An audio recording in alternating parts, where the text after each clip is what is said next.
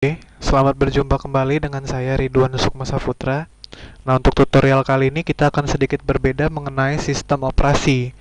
Nah, sistem operasi yang saya bahas kali ini yaitu mengenai Linux.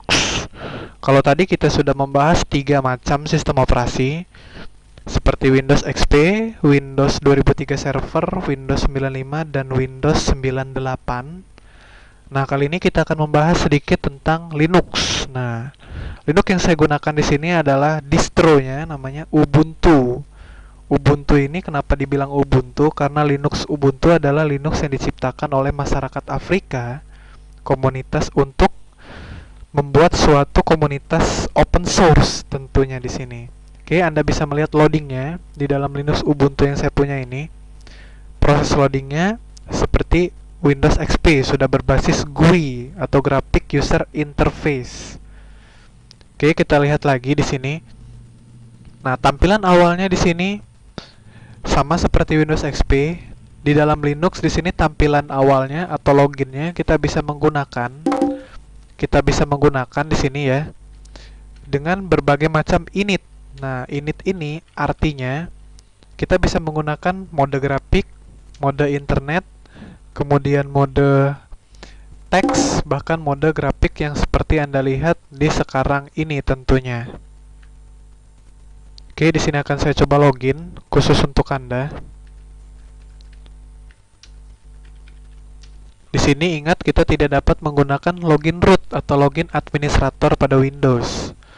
Oke, sedikit di sini saya akan menceritakan sedikit tentang Linux-nya ya.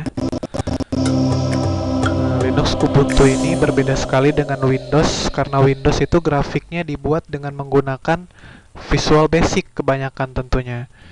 Nah, tapi untuk di Linux ini kita akan lihat grafiknya sendiri yaitu KDE, ada yang dinamakan KDE, kemudian ada yang dinamakan GNOME. Nah, di sini yang Anda lihat di sini menggunakan GNOME.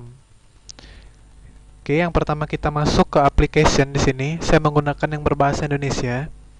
Seperti yang Anda lihat di sini, kita tidak akan belajar lebih banyak tentang Linux, melainkan saya akan memperkenalkan kepada Anda saja tentunya di sini ya.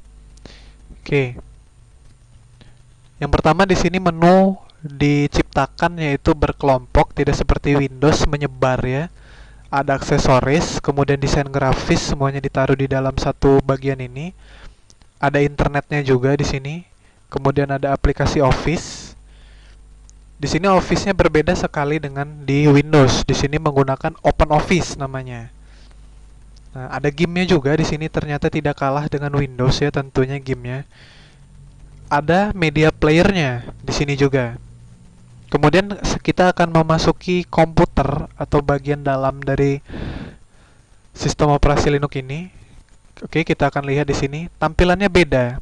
Tidak ada drive C, drive D atau drive lainnya, melainkan di sini Anda menggunakan slash sebagai tanda root untuk membuka foldernya, seperti yang Anda lihat pada location di sini.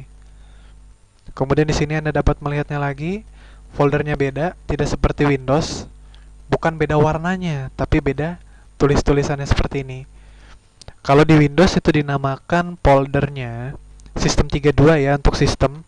Tapi kalau di dalam Linux itu didapat di folder etc. Nah, di etc ini semuanya di sini ada di sini. Kemudian kita masuk ke dalam folder yang namanya init. Nah, folder init ini kalau di Windows itu yang dinamakan dengan sistem 32. Oke, kita lihat di sini folder initnya. Akan saya coba cari untuk Anda. Nah, ini namanya folder init ya. Nah, folder init ini berisi file-file sistem seperti di sistem 32 tentunya. File-file init nanti yang akan dieksekut oleh Linux shell. Nah, terus bedanya apa Linux dengan Windows? Grafisnya dirasa sama, namun yang berbeda di sini adalah initnya. Kita di sini menggunakan terminal. Nah, seperti yang Anda lihat di sini. Terminal konsol ya, tentunya. Di dalam Linux di sini kita ingin berpindah ke mode root. Seperti yang Anda lihat di sini, berpindah ke mode root ini artinya semua perintah dapat dilakukan di dalam shell. Kekuatan Linux ada di shell, bukan ada di grafik seperti Windows. Nah, kemudian di sini saya akan mencoba melihat versi Linux yang saya punya.